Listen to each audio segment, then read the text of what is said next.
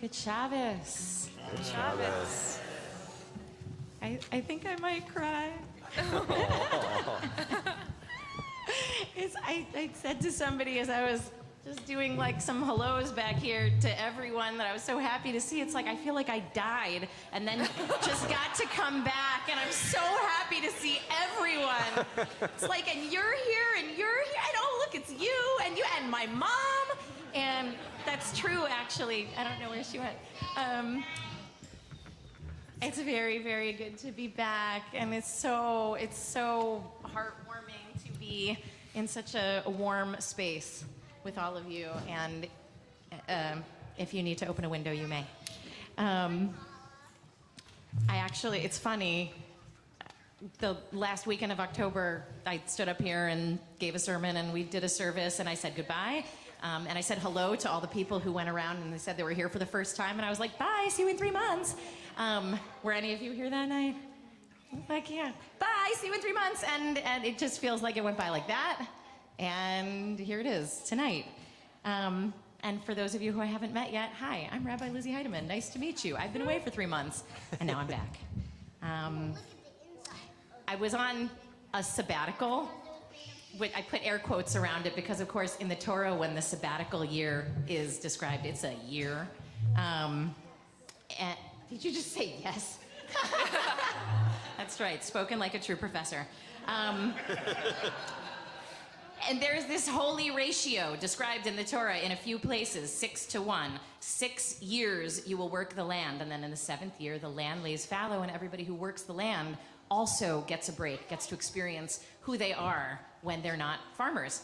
And similarly, all of us deserve a break, even those of us who love what we do, and I love what I do. All of us can benefit from a rest and reset, and I just, before we even go any further, I want to say how immensely, let me put this down here for a second, how immensely grateful I am to Mishkan's staff, and especially Rabbi Stephen Philp, who, yeah, I was kind of hoping for that reaction. Yeah. Who stepped up so big time. I don't even know if he slept, because he was running Minyan every morning. He did multiple funerals. He was taking care of people during what I would say is a very high needs time in the history of the Jewish people here in Chicago. And thank you. This wouldn't have been possible without you. And in 4 years, I'll hold down the fort for you. That's right. You know, and even if a person can't do a full sabbatical, which is a real privilege and gift, one can, of course, do the mini version, which is Shabbat, which is this. Also described in this week's Torah reading. The Torah says very clearly that ratio, 6 days you should work, and 1 day, stop. Stop working. The 6 days of working is a commandment. You should work. You should do something, create, be productive in this society. And 1 day, you should not.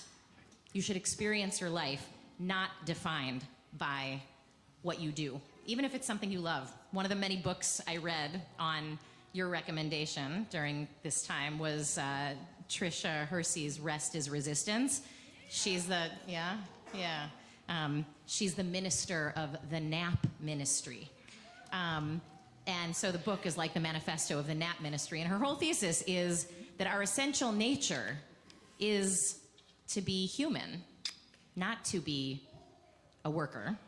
And in order to be our essential nature, we need to do nothing. There is nothing we need to do. But what that nothing is, of course, could look like a lot of things. It could look like sleeping, or eating, or singing, or laughing, or connecting with friends, or walking, or lying in the grass, or making art, or cooking, or meditating, or dreaming. But you can't earn billable hours for it. That's the kicker. But all of this is the most basic expression of being human. That's what sabbatical is for. That's what Shabbos is for. So I spent the last 3 months doing a whole lot of nothing. And that nothing included travel, reorganizing bookshelves, rearranging my living room, getting a new rug. I got a few massages. Thank you, Elizabeth. I went to Disneyland with my daughter. Wow. I watched all of season 1 of The Sopranos. I finally learned how to use the loop pedal I bought during the pandemic so that I could make harmony with myself while leading services on Zoom. It's like a little late, you know, but I had time suddenly. And I took my time. I would say the biggest, you know, when people, what did you do during your sabbatical? I took my time. And, you know, what that means is instead of rushing bedtime to get to a meeting or to teach a class, I laid in bed for an hour reading Harry Potter to Harry Potter. Or reading a princess book to our little princess astronaut, wherever she is. I even think the phrase "to take your time" implies a kind of reclaiming of time. Like, for the most part, our time isn't ours. We're a victim of time. We're always in response mode. We need to constantly react to the stimuli around us: news, notification, people who need us, work.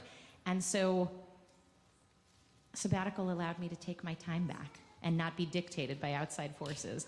And I realized what I needed to do with my time was nothing. Nothing. And as a result, a couple people have asked, do you feel different? The answer is yes, unequivocally. I feel more human and more attentive and more relaxed. And I expect the feeling to last about 3 more minutes, you know? And it was still worth it. So I just want to thank you all for that gift. And now I want to invite you into your space of doing nothing. You know, for the next hour and a half or so that we are here to accept the gift that is Shabbat. Here you are. It is Friday night. You made it. I invite you to sit up a little bit straighter.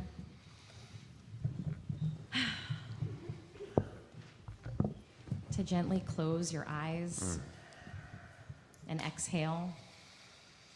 And if you can, relax your shoulders. And just empty your mind as you inhale and exhale. Notice if you're holding tension in your shoulders, or maybe your jaw or fingers, maybe your thighs or calves, and just as you take your next breath, breathe and send your breath into that tight place, and then exhale that tightness. And see if you can just release a little bit of whatever you came in here holding tonight. And soften. You need do nothing right now other than be here and be human. It's Shabbos, and in this moment, all of us are exactly where we need to be and who we need to be. So welcome back to Mishkan. Shabbat Shalom. We're going to turn to page 2.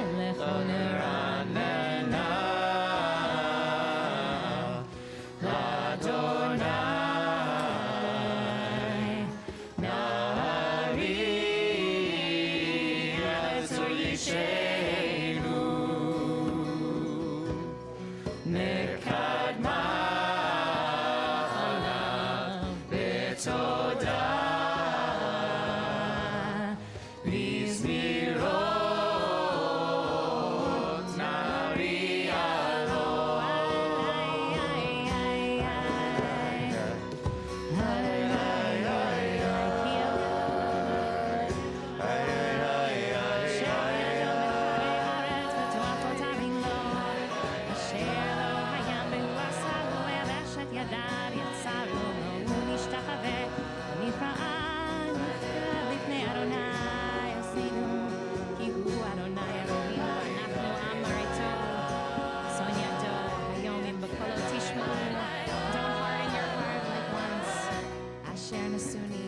Lechem v'chanuni gam ra'ufu alei ba'im shana akut bedor va'omar amto elavahem v'hem lo yadud rachai asher nishvati be'avi im yavohon amanochati. We're on 3.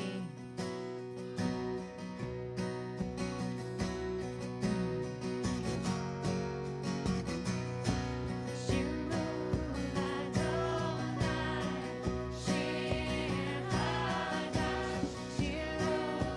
Adonai,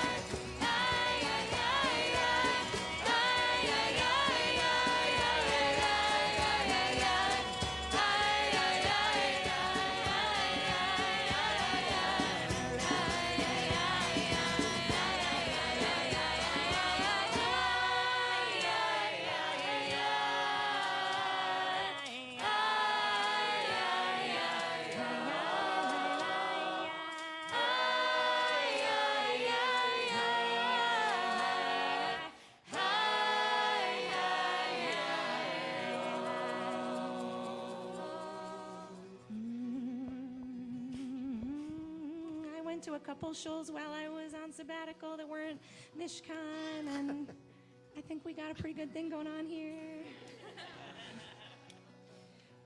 Also, I didn't thank the davening team for holding down the fort so amazingly for the past 3 months. Just the through line of spirit.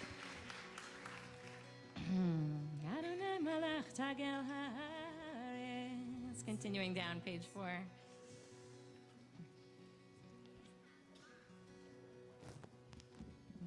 Picking up at the top of 5. Ohave Adonai, Sinura, Shomer Nafshot Chasida, Miyad Rashayim Yatzilem, Orzaru Ala Tzadik, Uli Yisrael Simcha, Simchu Tzadikim B'Adonai, Vehodu Lezecher Kodsho, Mizmor Shul Adonai, Shir Chadash. Sing a new song to God. Think of one miracle that's happened in your day, in your week. Send up a prayer of gratitude and thanks. Zachar Chazdo v'yamunato leveit Yisrael ra'u kol nafsei haaretz, Yeshuot Eloheinu.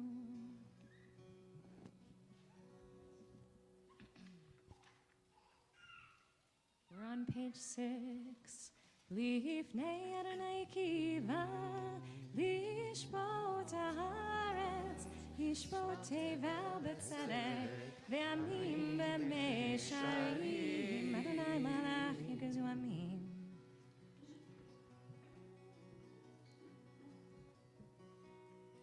We're at the bottom of 6, and the custom is actually to stand on 7, but I think we should stand at the bottom of 6. So join if you're able. Romemu, Romemu, Romemu, Romemu, Romemu, Romemu, Romemu, Romemu, Romemu, Adonai Eloheinu, V'yishtachavu le'hakodsho, V'yishtachavu le'hakodsho, V'kadosh Adonai Eloheinu.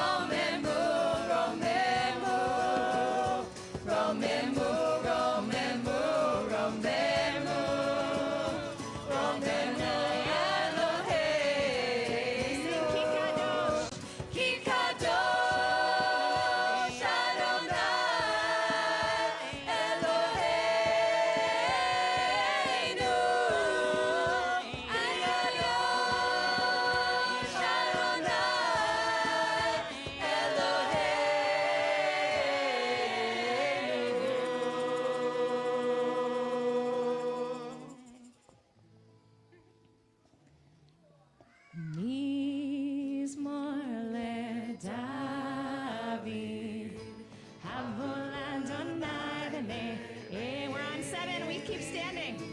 Havul Adonai, Kavod Va'oz, ay, ay, ay, Havul Adonai, Kevod Shemo, Ishtachalu Adonai, Hadrat Kodesh, Kol Adonai, Adamayim, El HaKavod Girim,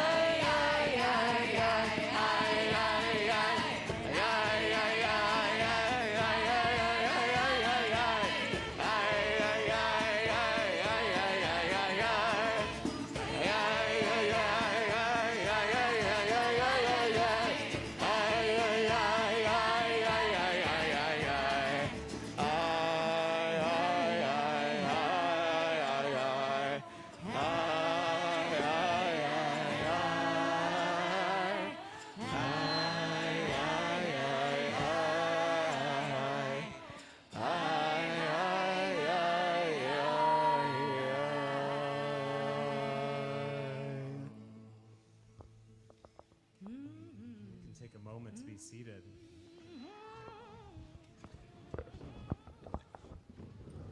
So everything that we've been doing up until this point, this welcoming of Shabbat, Kabalat Shabbat, these songs, the dancing, the movement, was inspired by the Kabbalists, these mystics who lived a couple centuries ago. And there's this image that actually what we're doing here is replicating their practice of dressing in white and going out into the fields and dancing and singing to welcome Shabbat as the sun set behind them. And I feel like as a city dweller, I often have this very kind of bucolic image of what going out into the fields meant. Right? I picture beautiful grasslands or forests or wilderness, but actually, Isaac Luria, the leader of the Kabbalists, this great scholar, said, no, we're going out into the fields where people worked. This was an agrarian society. Most people didn't work in the city. They actually worked in the fields, and they were going out into the fields, into the place of work to begin their Shabbat practice. And it's so different from what we do here when we gather in this space, which provides us for a couple hours, a very nice kind of hermetically sealed kind of Shabbat capsule, right, that helps us block out the rest of the world. But I think there's a lesson in the idea of going out into the fields, of actually that the field is not like this untouched wilderness, but actually exactly the place where we work and we live and we produce. To say that everything outside of this space is not meant to be apart from our experience of Shabbat. That the rest and the connection and this moment of breathing and letting go a little bit and loosening our grip is actually something that needs to exist in the world, not just within these four walls for these few hours that we're here together today. And all the more so, what I think it tells us is that everything that is outside of this space and all those parts of ourselves that we might have left outside of this space also belong here as well. That this is not just a space for our best selves. This is not just a space for ourselves that can dance and sing and relax and find joy and comfort and rest. This is also a space for that stressed self that was trying to make it on the CTA. This is a space for the self that is heartbroken over a loss or disappointment that you felt this week. This is a space that self is not always showing up exactly the way that you might want it to show up. That those parts of yourself also belong here. Those parts of yourself that you might have left in the field, right? We find them here as well, and we hold them alongside the rest and the joy and the reconnection. So when we reach the end of Lecha Dodi, we stand up, we face the door, and we welcome in the Shabbat bride. And I don't know, most weddings I go to, the spouses come in with a wedding party. And so as we welcome in, right, the rest of Shabbat, as we welcome in the joy of Shabbat, as we welcome in the loosening of our grip, the opening of our breath, that alongside her is maybe that stressed part of you. And she's saying, hey, I see you. I get it. It's okay. And there's the broken-hearted part of you, and she says, yeah, that belongs here too. And I'm going to hold that gently. There's the part of you that maybe didn't show up the way you wanted to show up this week, and she says, I get it. I have my bad days. That also belongs in this space as well. That all of you is actually welcome and required to make this thing that we call Shabbat. We're on page 8. Lecha Dodi לקראת כלה פני שבת נקבלה lecha dodi לקראת כלה פני שבת נקבלה שמור וזכור בדיבור אחד השמיענו אל המיוחד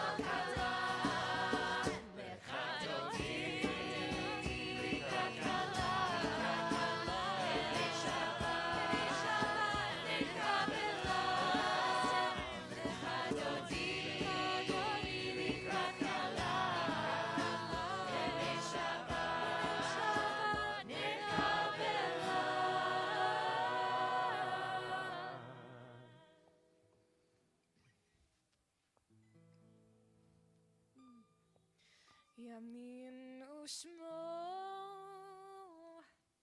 Oh, we're gonna start in a new key. Yamin Ushmo. Yamin Ushmo. That's a lot. Here we go. Amazing. Tifroti. Vetadonai. Taritzi. Al Yadish. Ben Marti. Venismecha.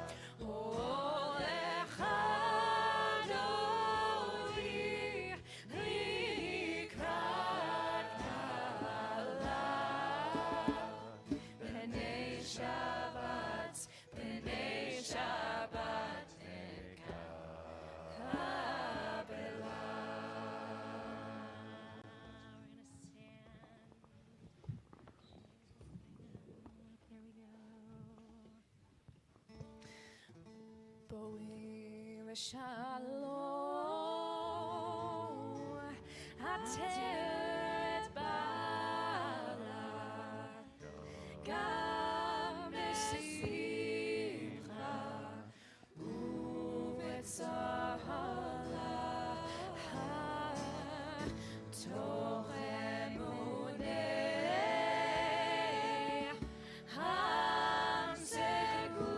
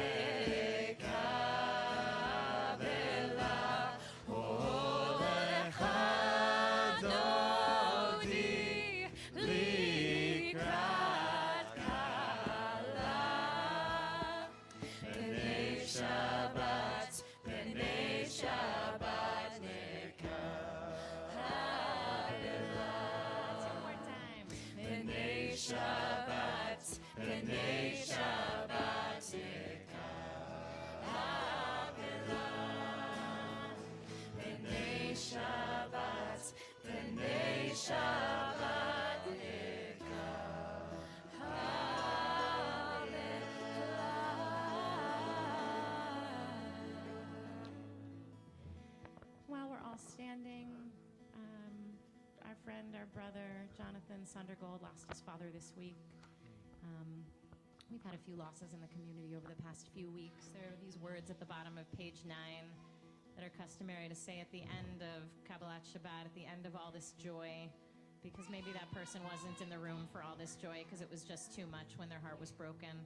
And so whether Jonathan is listening tonight or paying attention, or with family, or for anyone who is mourning someone, we say to you, when you can join me, Hamakom Yenachem Etchem B'toch Sha'ar Avlei Tzion Yerushalayim. May the Holy One comfort you and bring you solace among all of the mourners of our people.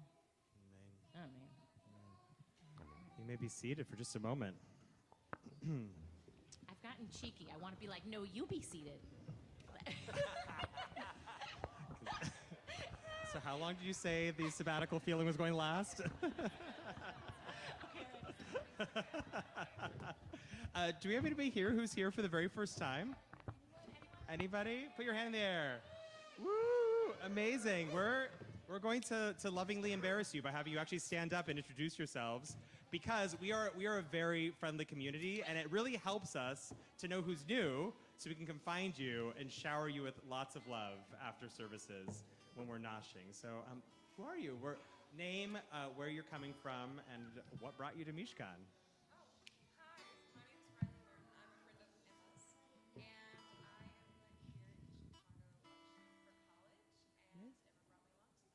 amazing. Welcome, welcome. I'll go behind you.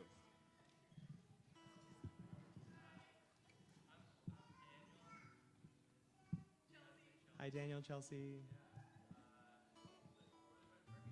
Yeah, like we're in Chicago. We can make neighborhood buddies. Amazing, Edgewater. Edgewater. Yeah. Yes. Anyone who's in Edgewater. Hand.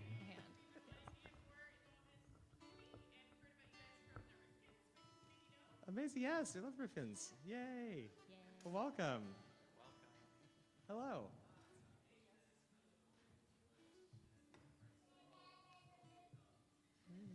Amazing. Well, Nathan from Ravenswood, I'm glad your friends told you to come. That's right.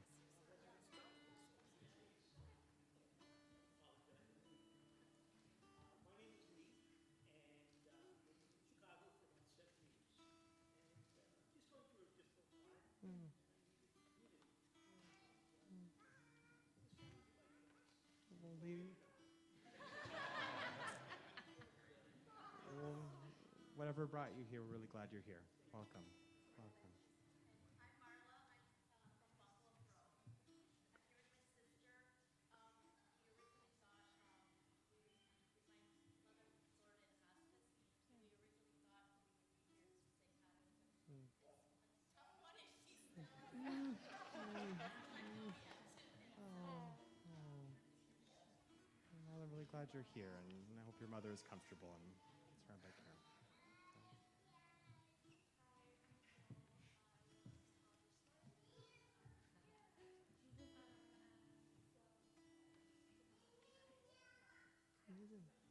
Welcome, Nicole from Rogers Park.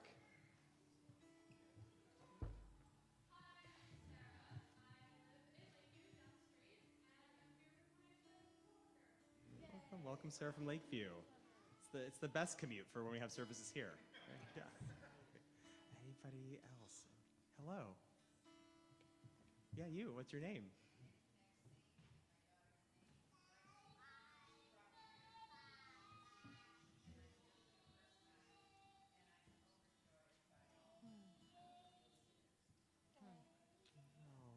Thank you. Well, we love Lexi, so I'm glad you're here. Amazing. So also good commute. Good, good. We're looking forward to seeing you again. And hello.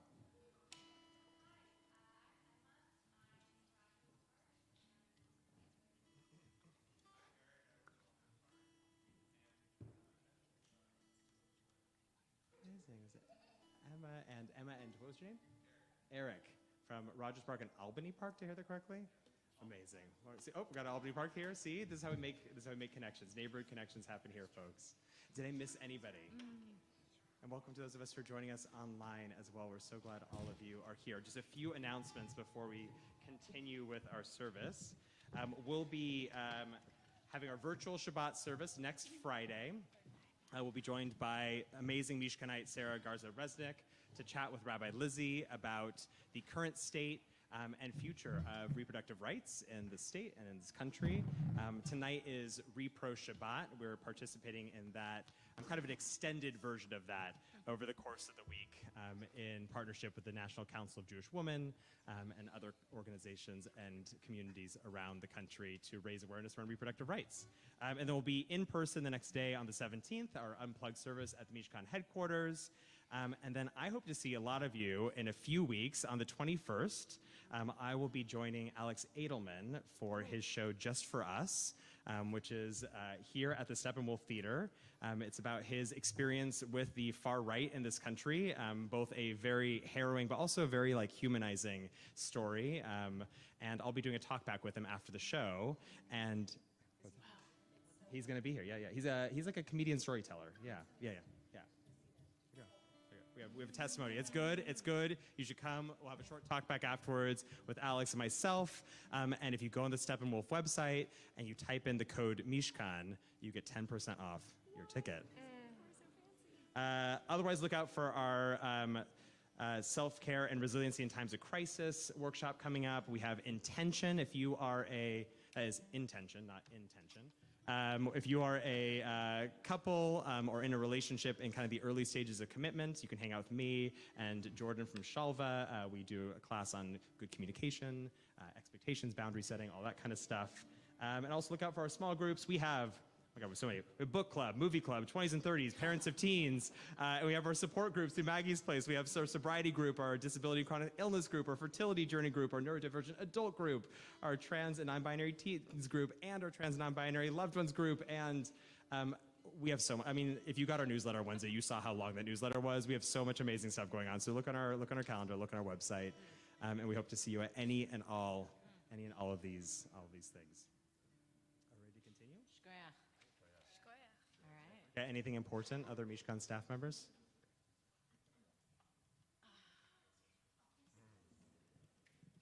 I'm going to invite you to rise as you're able. We are on page 13, and we face east towards that wall to my right.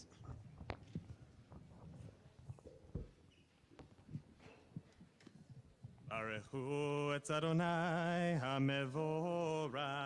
Baruch Adonai Borach Leolam Vaed. Baruch Adonai barach leolam vaed. Baruch et Adonai Eloheinu melech haolam. Maariv aravim.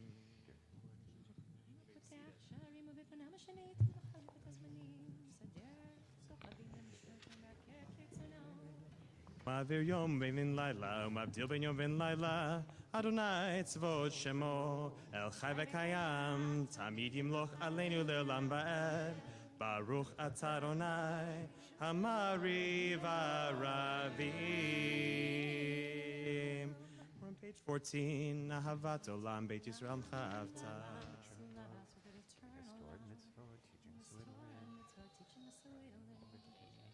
Ihem chayenu ve'orech yameinu, uvehem negei yomam v'layla, ve'avatcha al tasir mimenu lolamim, Baruch atah Adonai, ohev amo Yisrael. Cover our eyes and take one deep, intentional breath for each word of the Shema.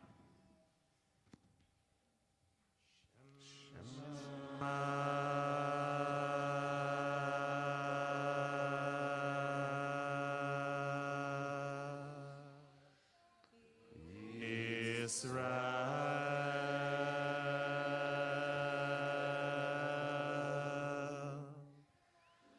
Adonai,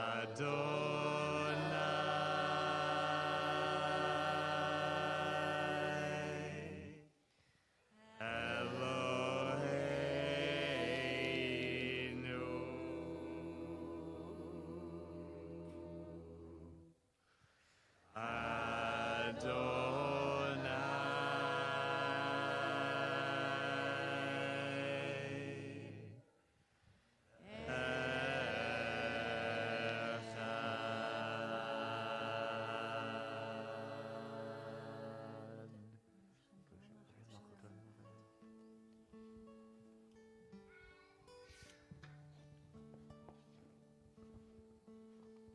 We're on page 15.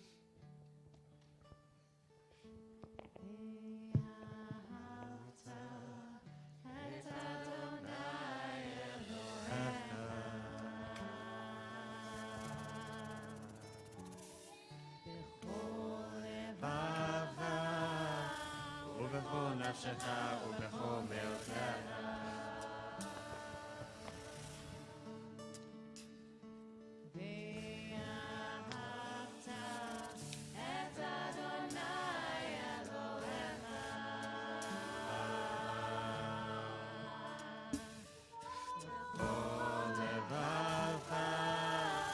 ובכל נפשך ובכל מאודך.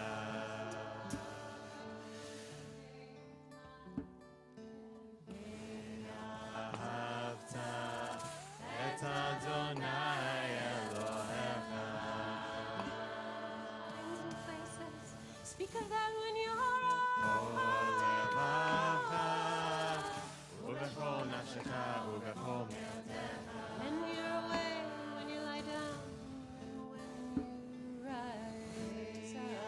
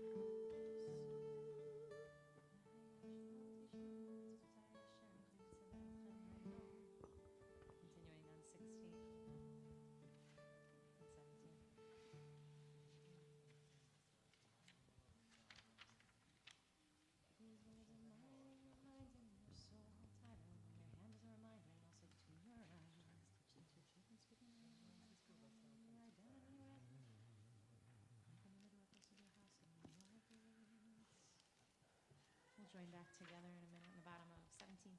Adonai lechem emet, na'kol zot v'kam aleinu.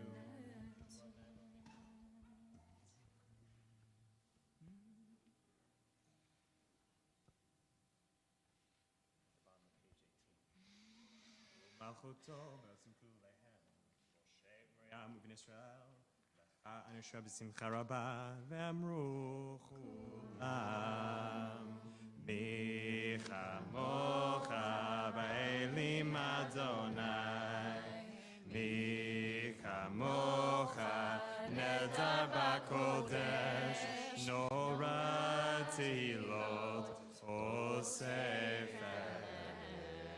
מלכותך רוב הנחה, בוקר ים לפני משה, זה אלי ענו ואמרו, אדוני ימלוך לעולם ועד, ונאמר כי יפדה ענה יעקב, וגולו מיד חזק ממנו, ברוך אתה אדוני, גאל ישראל. May you, Adonai, help us sleep in peace, and may you afterwards restore us to life. May you spread over us the sukkah of your peace. May your guidance enable us to grow. May you save us, because that is your essence. May you protect us and banish from us all enemies, plague, sword, famine, hunger, and pain. May you remove all evil spirits from our path and protect us under the shadow of your wings. May you watch over us and protect us. Be a ruler who provides grace and mercy and guard our comings and our goings for life and for peace now and forever. I'm thinking tonight, there are so many people in the world who need this prayer. Every one of us needs this prayer. But,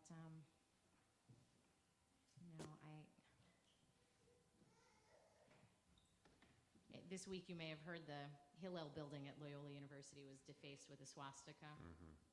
Yeah. It's like almost too much to keep track of. And yet we have to acknowledge when this is happening. This is happening. This is happening in America in 2024 in our city. It's unfathomable and it's unacceptable. And in this space, I just want to acknowledge how much fear there is in the world, how much ignorance that drives people doing an insensitive, mean, hateful thing, like drawing a swastika on the local Hillel. And then, of course, there's the torrent of fear that evokes in response in me, in us, in anyone who feels, any Jewish person who feels like the world is just increasingly hostile. Like you just never know when there's going to be something that is definitely anti-Semitism or kind of smells like anti-Semitism or kind of reminds you of, or maybe, and then you just sit there with that uncomfortable feeling of this is the world I live in. And I'm not even talking right now, actually, about people protesting, like a particular Israeli policy, though that can veer into anti-Semitism. I'm talking about acts that target Jews, like a swastika on a Hillel or a stranger slapping the kippah off the head of a Jew walking down the street. I don't know about you, but this was not part of the landscape of my childhood. It wasn't. My dad, his parents were German refugees, and I remember one time I got on an airplane, and maybe I've told this story before, I was wearing this Star of David I got for my bat mitzvah, and he said to me as we were getting on the airplane, just tuck it in your shirt. And I just remember thinking, why? Like, why would I do that? And of course, the answer is, you don't need everybody to know you're Jewish. You just never know. And that's part of the landscape of what it means to be a Jewish child now, and a Jewish teenager, and a Jewish college student. And I imagine for many of you, figuring out how to navigate spaces of work, how to be Jewish in the world. And that doesn't feel fair. How parents now have to talk to our kids about what's happening in the world and why there are security guards outside of shuls and why things feel different than maybe when I was a kid. I want to pray tonight for kids and teenagers and college students and all of us to have the strength of identity to be proud of who we are. You know? To not feel like we have to hide, for them to not feel like they have to hide. So there's this song, Achenu. We were singing it basically every week back in October. And it's a prayer that people be released from constriction, oppression, captivity. This is a prayer for our hostages. This is a prayer for anyone who is held in captivity, anyone who can't go from darkness to light on their own. We're praying for them. And I want to ask tonight if there's anybody whose health you're praying for, who needs this sukkah of peace spread over them as well. And you can stand and you can say their name. And then we're going to sing and pray for our brothers and sisters who need healing. So if there's anybody you're praying for tonight who needs a prayer, yeah. We'll just start here and go around. Yeah.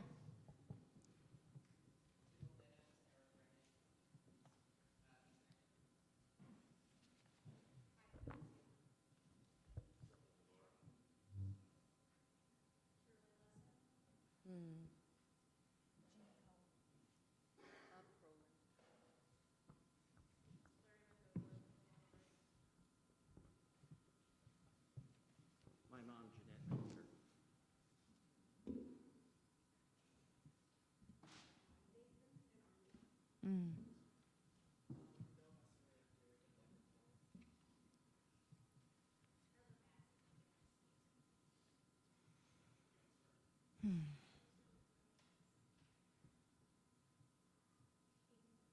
Yeah.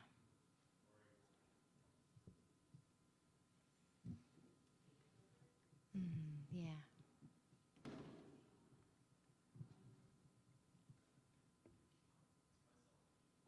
What's your name? Angel. Praying for you too. You want to say something? Refuah shlema, healing of body and spirit to all of them. Achenu kol beit Yisrael, Achenu kol beit Yisrael, hanetunim betzara, betzara ubashivya, haomdim ben bayam uben bayam havasha. Achenu kol beit Yisrael, Achenu kol beit Yisrael, hanetunim betzara, betzara ubashivya, haomdim ben bayam uben bayam havasha. Hamakom yirachem, yirachem aleichem, hayotziim mitzara, levava, ulefanai ora, ushivu legeula hashta, be'akara obizman karim. Hamakom yirachem, yirachem aleichem, hayotziim mitzara, levava, ulefanai ora, ushivu legeula hashta, be'akara obizman karim.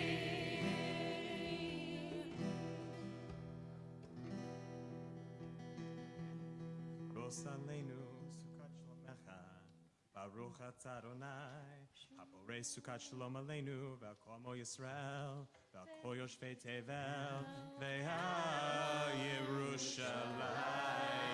We stand on 20.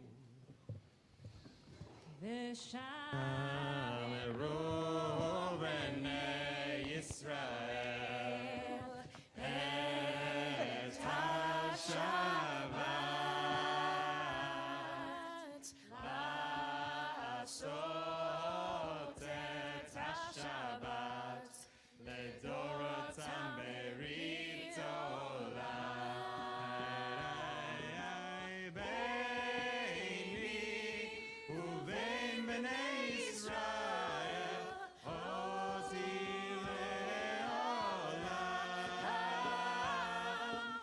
ששת ימים עשה אדוני את השמיים ואת הארץ וביום השביעי שבת וינפש.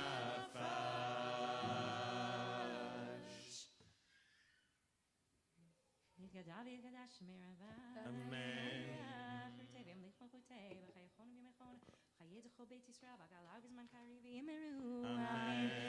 ישמע רב ומבורך ועלמו מעלמיה יתברך. I picked the wrong tune for Kaddish, for Chatzi Kaddish. That's okay. I'm not thinking of the other one right now.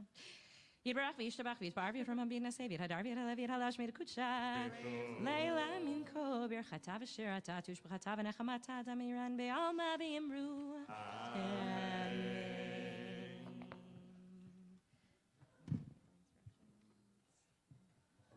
Take a moment for personal silent prayer. You can use the words, the Amidah, which begin on page 21, extend through page 27. Use whatever words come to your heart or mind, or even just take this moment to breathe. When you're finished, you may be seated. The custom is we face east and take 3 steps backwards and 3 steps forwards.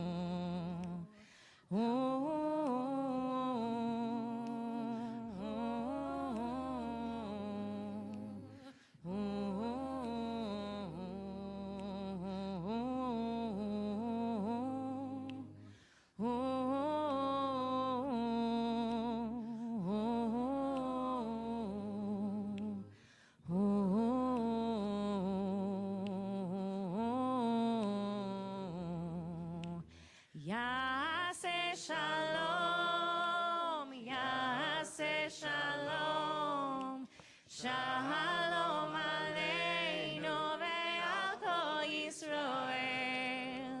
Yaseh shalom, Yaseh shalom, shalom aleinu ve'al kol Yisrael.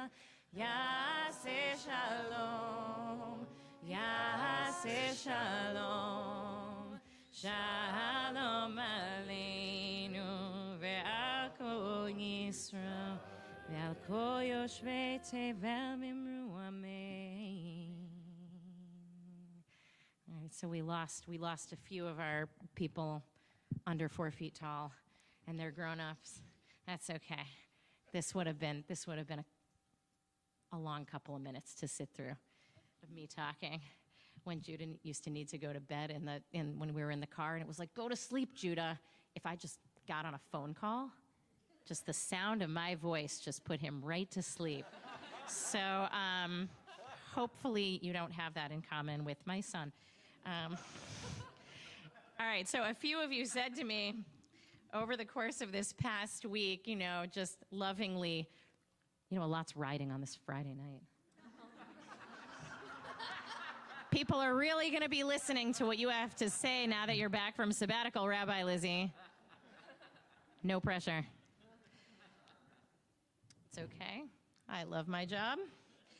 So, okay, last week's Torah reading, described all the Jewish people and all of the not Jewish people who escaped Egypt with them, adults, children, men, women, everybody, all the people standing at Sinai receiving Torah all together. And one of my favorite bits of midrash, of sort of rabbinic fan fiction, it's not in the Torah, it's about the Torah, and it's also pretty old. We are told that these 2 million-ish people stood at Sinai, and each one of them had their own vantage point. Some were tall, some were short, some were in wheelchairs, right? They had different genders, sexual orientations. They internalized the message differently. Some couldn't hear, some couldn't see. They still experienced Sinai. They just experienced it through their own life, through what was possible given their abilities and life experience and vantage point. Of course, it's 2 million people around a mountain. Of course they experienced something different. The Midrash says that children might have heard it in the voice of their parents, the voice of God, right? Adults might have heard it in the voice of a lover. An elder might have heard it in the voice of their deceased partner, It didn't matter. Revelation was available to everyone, and it was different depending on where you stood. And God, we're assuming, knew that all this variation in the message was taking place. After all, she created the universe. If she wanted them to have the same experience, God would have figured out a way to tell everyone the same thing. But instead, the rabbis tell us this is actually a virtue. The Torah 4,000 years ago and 2,000 years ago in the Midrash, our ancestors understood that different people respond differently to what's right in front of them.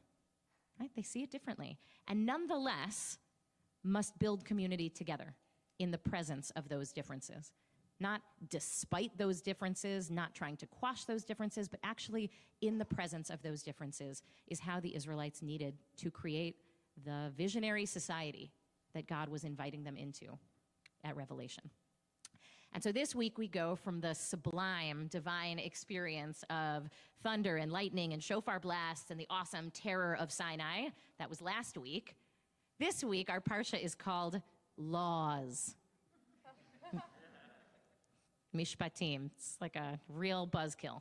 It's still part of the revelation. But instead of like doing shrooms, it's more like pulling a torts law book off the shelf. I had to look up torts because I thought that's what it was, but then I was like, is that? And it is. Right? That was last week. So, like after the 10 commandments of last week, this week it's literally hundreds of laws spanning the gamut of scenarios describing how to create this new and visionary Israelite society made of freed slaves. And so some of our best and most powerful ideas are in this week's Torah reading, just hidden in tort law. So for example, right now, Rabbi Stephen mentioned this week officially is Repro Shabbat, the week that Jews across America are affirming our commitment to reproductive health care, including access to abortion. Why do Jews the world over for thousands of years basically be pro-choice? Why is that? Well, right, we debate everything. And so why isn't our internal debate in the Jewish community as rich about, for example, access to abortion? We learn the answer in this week's Torah portion. And it's, well, here's the story. There's this awful case, a scenario, a case law. A guy pushes a woman who's pregnant and she miscarries. He is responsible for paying for her damages. Now, if he injures her physical body, if he kills her, then it's eye for eye, tooth for tooth, life for life. And the rabbis of the Mishnah and the Talmud look at this and say, aha, so if you hurt a live person, hurt or kill a live person, example, a pregnant woman, the offender is liable for her life. But if she miscarries the fetus, God forbid, you're only responsible to pay damages. Therefore, they say, a fetus must not be considered a full life. That's the logic. Until birth. Period, end scene. We don't encourage abortion. However, we don't consider it to be murder. You understand the distinction? And so our people have gone with that for thousands of years. And while different sects among our people deal differently with the question of, reproductive health care, birth control, all that stuff, at the end of the day, this ethos has produced a pretty sex-positive, pro-choice religion, on the whole. For all that Torah can be archaic and has a lot that needs reinterpreting, I'm always astounded and grateful for the places where, even if it's hiding, Torah is more progressive than our own modern political landscape. This isn't the direction you were expecting me to go tonight when you were like, a lot's riding on tonight, huh? Don't worry, I got more directions to go. I wanted to read you a few more classic verses from this week's Torah portion, because otherwise you won't hear them unless you go read Parshat Mishpatim, which I recommend. And I want you to hear them. And I'm about to leave out hundreds of verses and just read like 5. So from Exodus 22, you will not mistreat a widow or an orphan. If you lend money to the poor among you, don't act as a creditor. Don't charge interest. You shall neither side with the mighty to do wrong, nor shall you show deference to the poor in a dispute. You should be fair and even-handed. I like this one. When you see the ass of your enemy, its donkey, lying under its burden, and instinctively you would refrain from raising it, you must nevertheless raise it, imo, with him. And then finally, of course, this is in chapter 23, you shall not oppress a stranger, for you know the feelings of the stranger, having yourself been strangers in the land of Egypt. And that last one's repeated 36 times in the Torah, more than anything else. And I just think, especially given what I talked about earlier, in this world that we live in, that can sometimes make it feel like being Jewish is a liability. For me, it is really important to be brought back to the touchstones of what makes Judaism interesting, profound, complex, beautiful, challenging, right? That's why I became a rabbi, to do that, to teach Torah.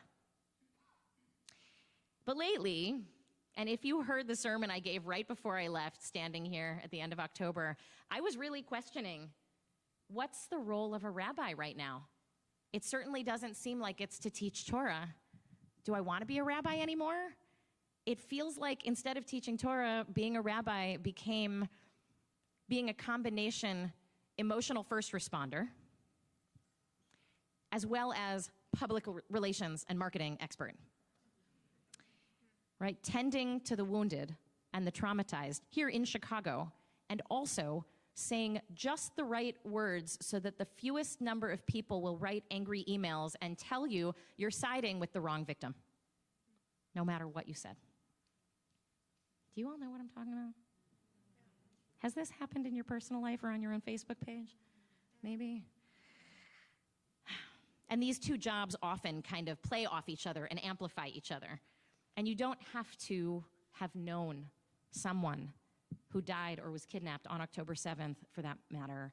You don't have to know someone in Gaza to be traumatized by what happened and what has happened since October 7th. The Jewish people, I believe, always carry with us some amount of latent generational trauma.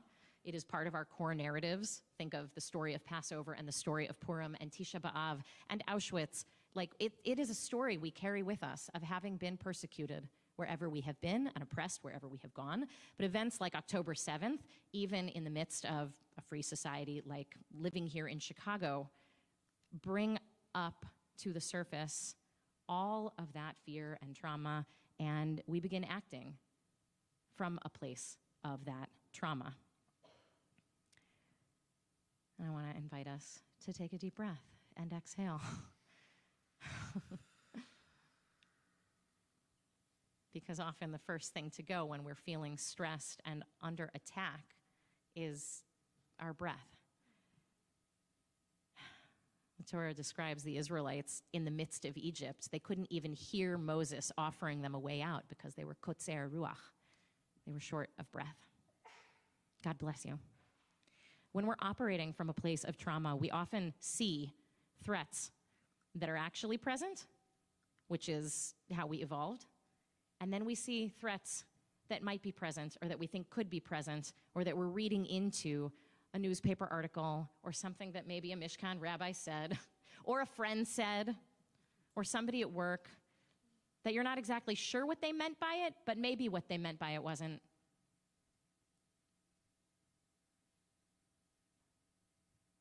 right.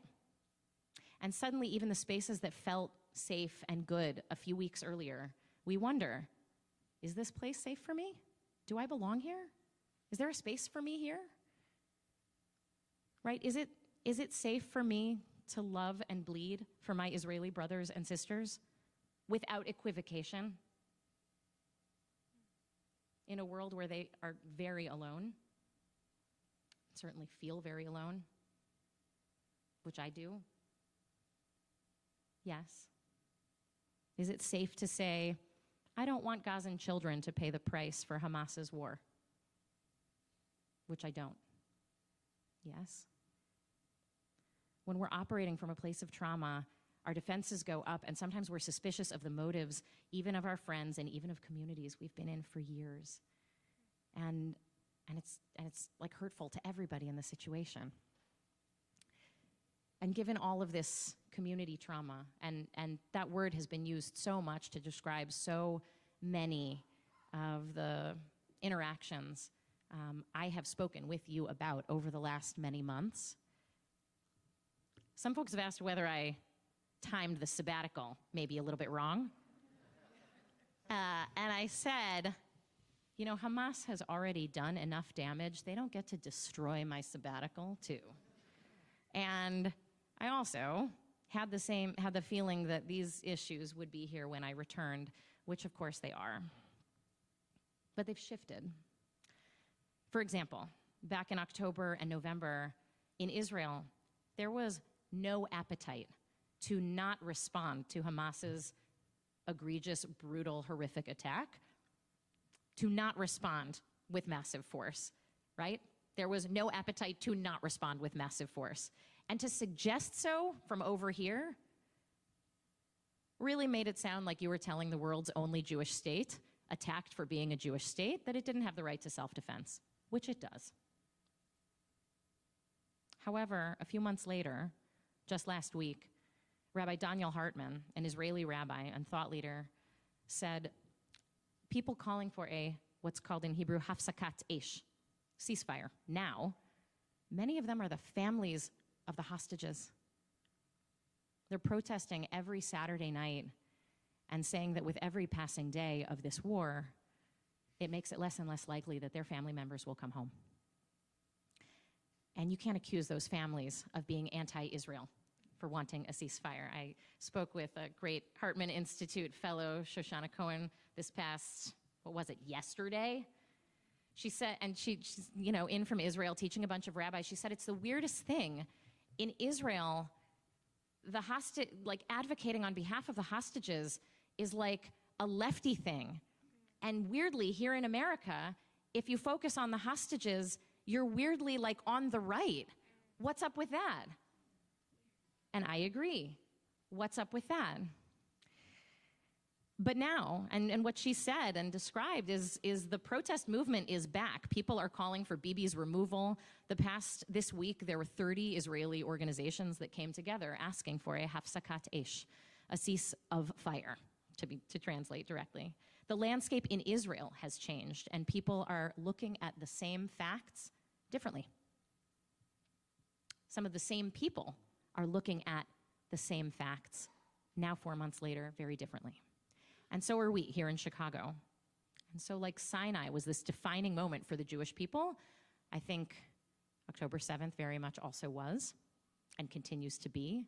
And like at Sinai, we all experience things differently depending on who we were, and yet we were expected to build a society together in the presence of difference. That's true here too, at least at Mishkan. And I'm incredibly committed to that principle, that vision. And while I and Jewish leaders have been under immense pressure, really, for months, and I came back from the sabbatical refreshed and human, as you heard me describe, and I looked around at the landscape of my colleagues. Everyone is bone tired. Everyone is exhausted to the point of tears almost all the time. And there is so much pressure to have the right message, the right thing. Like every single week, there is someone pulling in some direction to make sure that you're saying the right thing so that you are more on message with their vision. And it's all of the various people who have been in touch have really important good points to make, and some of them are in conflict. But none of the people I've talked to are evil or bad or don't deserve to be in this community.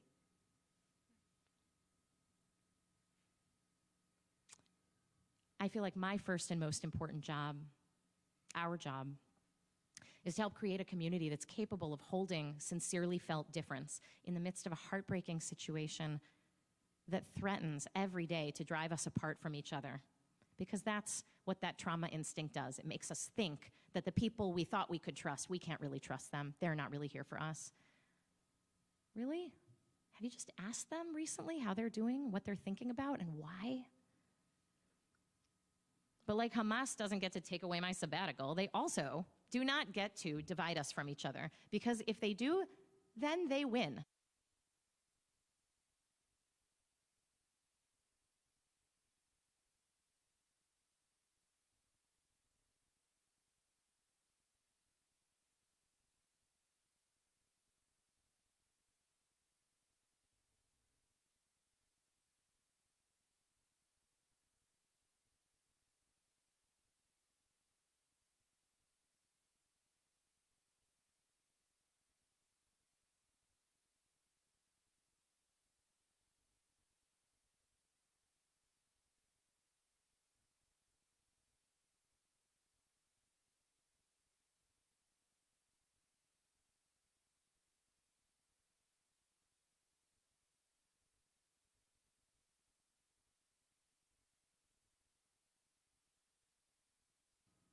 You know, there have been dozens of thousands of people displaced from their homes, still living in hotels all around the country. So I called our tour guide from our, was it 2022? Our 2022 trip, Carmit. And she lives in a village in the north that we visited right along the Lebanon border, and she was evacuated. I sent her a WhatsApp message asking her, what can we bring? What can I bring on behalf of the community for you? And she left me 10 minutes of 2-minute long WhatsApp messages. But the thrust of her ask was that we send hope. She said, people here are so defeated. They don't believe peace could ever be possible. Not now, not ever. And they're acting like a people who doesn't believe peace is possible. She said, but I live in the north. 20% of Israel is not Jewish, it's Arab and other races, ethnicities. She said, we have been living together and working together up here in the north for as long as we've all lived here. We've been doing it for decades. We've been building a society across our differences. There is a lot of work to do, she said, before Palestinians and Israel share in the bounty of this democracy equally. But she said, it's a model for what's possible. We have done it and we can do it, but we don't believe it anymore. We need you from the vantage point of the society you live in, where people build across difference to remind us that we can do it too. She said, Israelis and Germans now drink beer together. America and Japan are in a nice relationship now. Countries, people that have been enemies can make peace, but they have to believe that it's possible. She said, please, please, just bring hope. And I know people around the world looking at the situation in Israel and in Gaza wonder if this could possibly end, if this cycle of violence and retribution and more violence and more hatred and statements for the destruction of the other people from leaders in charters, right? Like, there is a lot working against the idea of hope. And yet, if we can't imagine it, it's not possible.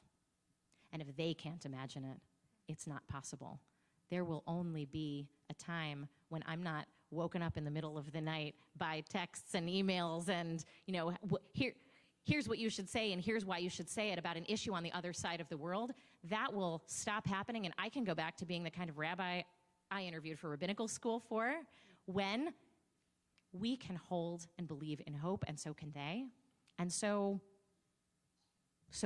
we need to. So that's just our job. I don't see any other way. And that, for anyone who wonders, what does pro-Israel look like? That, for me, that's what it is. It's also pro-Palestine. It's pro-people living in that region, figuring out together how to live in the same land without killing each other ad olme'ad until the end of time. I believe that we here in Chicago can transcend our trauma for the sake of building a richer, stronger community, a community that asks hard questions, that looks at ourselves in the mirror, and that grows lovingly and through challenge and conversation. And there is now a generation of Israeli and Palestinian children who don't believe that there is peace to be made with people on the other side, but their minds could be changed. Their minds could be changed by their parents, by what they see, by who they talk to, by organizations that are doing the work of teaching the future differently, teaching the past differently, and teaching the future differently. So I want to ask us, as you eat dinner tonight, as you talk to whoever you talk to over the course of the weekend, this is a topic of conversation that evokes immense stridency. Like, we all become military experts when we have this conversation. It's amazing. I want to ask us to ask each other the question of what's your vision for peace? What's your vision? And to not live in the conflict for Shabbat, just for today, for a day when we're supposed to dream and see where it takes us on the other side. We can hold out that vision, as unlikely as it may feel right now. We can support organizations, and there are many that are living that vision, that are doing the work day in and day out. It is thankless, and people send them nastier emails than they send me. People in Israel and Palestine who are working across difference. It is traitorous, and it is brave. And the least we can do is offer ourselves up as bolstering support for anyone who believes in the necessity of building a society along people whose experience differs from our own. We as Jews, we've been doing it a long time. We know it's possible. Shabbat shalom. And we're going to turn to page 32. It is on us. Aleinu. We're going to stand.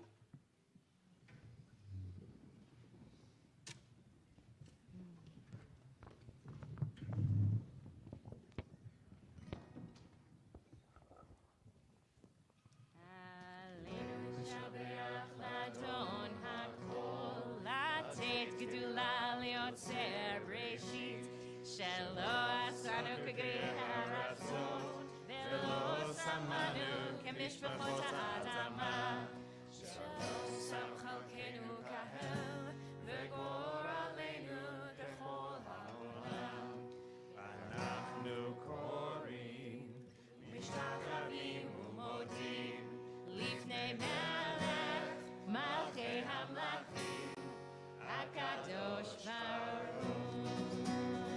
שהוא נוטה שמיים ויוצר הארץ ומושב יקרה בשמיים בימה ושכינה תזור וגוהר מרומים הוא אלוהינו ארץ מלכנו אפס זולתו כך כתוב בתורתו ידעת היום והשבות אל לבבך כי אדוני הוא האלוהים בשמיים ממעל הארץ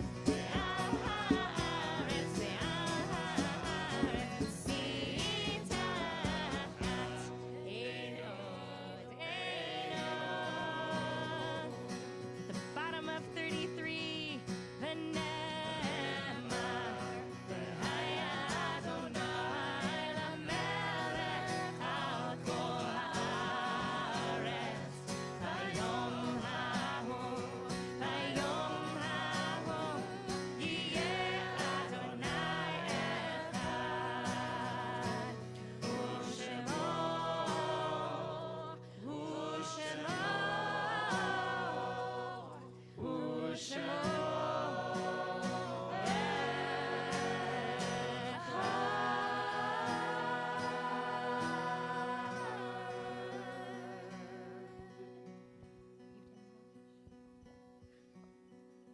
I invite you to be seated and remain standing if you're thinking of somebody today. A period of mourning or observing a yard site. Take a moment if you want to share their name aloud to bring their memory into this space.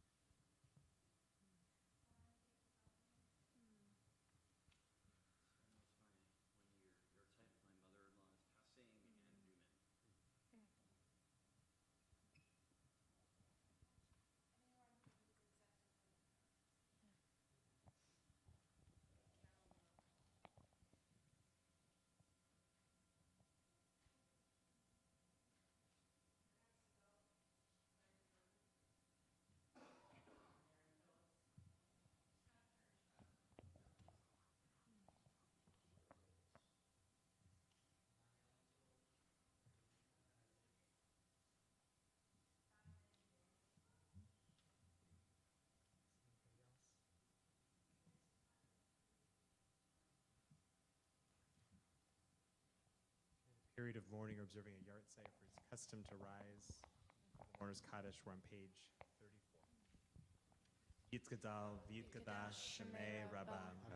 Be'alma divrach chirutei ve'amlich malchutei. B'chayachon uv'yomechon uv'chayei zechol beit Yisrael. Ba'agala uv'izman kari v'imru amen. Yehei shmei rabba mevarach le'olam omei almayam. Yitbarach, Vishtabach, Vitpa'ar, Vitroman, Vitnase, Vithadar, Vitale, Vithalal, Shemei, Ba'ela, Min Kol Birchata, Veshirata, Tushbechata, Venechamata, Da'amiran, Be'alma, Vimru, Amen. Yehi Shlama Rabba, Min Shemaya, V'chaim Aleinu, Ve'al Kol Yisrael, Vimru, Amen. Osei Shalom, Bimromav, Huyasei Shalom. Aleinu val kol Yisrael, val kol yoshvei tevel, v'imru amen. Amen. Livracha, may their memories all be for blessing. Amen. All right. Zach, is it the case that since we're having a winter feast upstairs, we're not doing Kiddush and Motzi down here? Or is it somewhere? Oh, look! There's Chala! Chala! All right. Well, I'll invite people to stand. There is, well, as you just heard, there is a winter feast upstairs happening as we break. And Zach.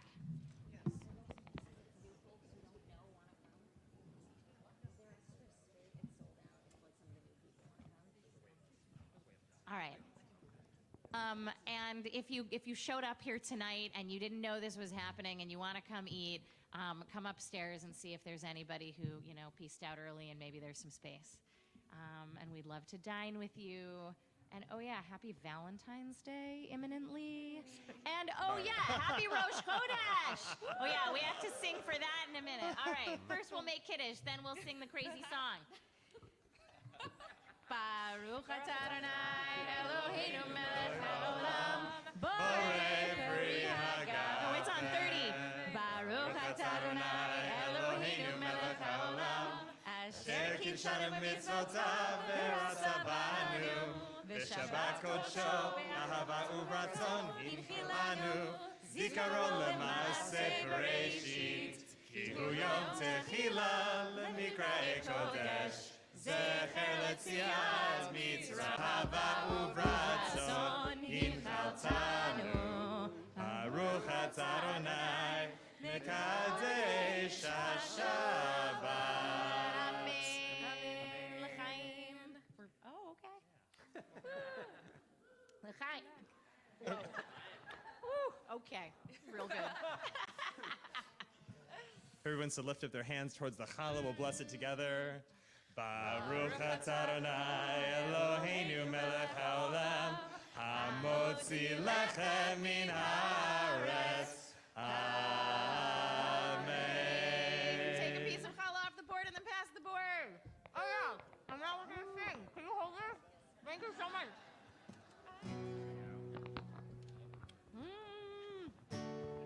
Misha, Misha, Misha, Misha, Misha, Misha, Misha, Misha, Misha, נכנס אדר. Misha, Misha, Misha, Misha, Misha, Misha, Misha, Misha, Misha, נכנס אדר. Misha, נכנס אדר, מרבים בשמחה. Misha, נכנס אדר, מרבים בשמחה.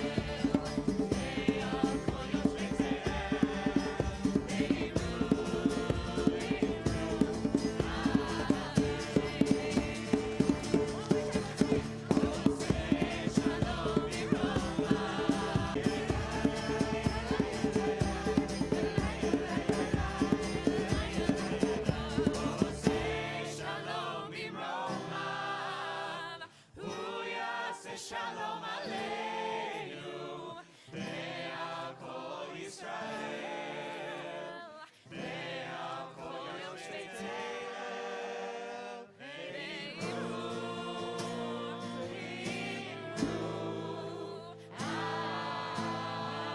Amen.